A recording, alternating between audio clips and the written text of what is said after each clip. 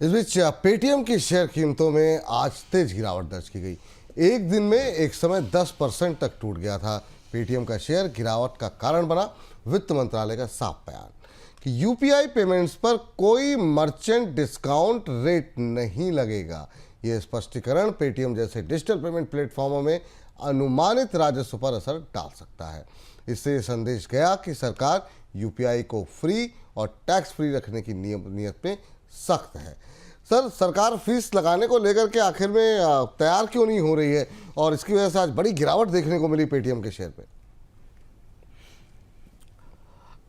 विपुल जी, Paytm के share में उम्मीद की यही कोई छोटी मोटी चीजें होती हैं और ये ऐसी चीजें जो हमें लगता है, मुझे सरप्राइज इसलिए नहीं हुआ कि सरकार ने इससे पहले कभी कहा ही नहीं कि वो यूपीआई ट्रांजैक्शन पर एमडीआर लगाएगी। ये बात पिछले साल के दौरान भी चर्चा में थी जब बजट आया था और उसमें सब्सिडी कम की गई थी कि सरकार फिलहाल यूपीआई ट्रांजेक्शन पर कोई किसी तरीके का नया टैक्स लगाने नहीं जा रही। ये बात सही है कि पेमेंट काउंसिल जो कि भारत की प्रमुख बॉडी है, जो 180 के आसपास नॉन बैंकिंग पेमेंट सर्विसेज की जो एजेंसियां हैं और गेटवेज हैं,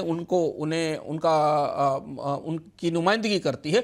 इस काउंसिल ने सरकार से बार बार कहा है कि अब यूपीआई और जो रुपे कार्ड है उन्हें बगैर किसी फीस के चला पाना मुश्किल हो गया है, क्योंकि इसकी लागत बहुत ज़्यादा है, इसके लिए डेटा सिस्टम क्रिएट करने पड़ते हैं। इसलिए सरकार को इस पर कहीं ना कहीं फीस की वापसी करनी चाहिए। यह भी कहा गया था कि सरकार पहले सब्सिडी देती थी, उसमें भी कटौती कर दी गई थी, पर किसी भी स्थिति में वित्त मंत्रालय की तरफ से इस बात का कोई संकेत नहीं दिया गया।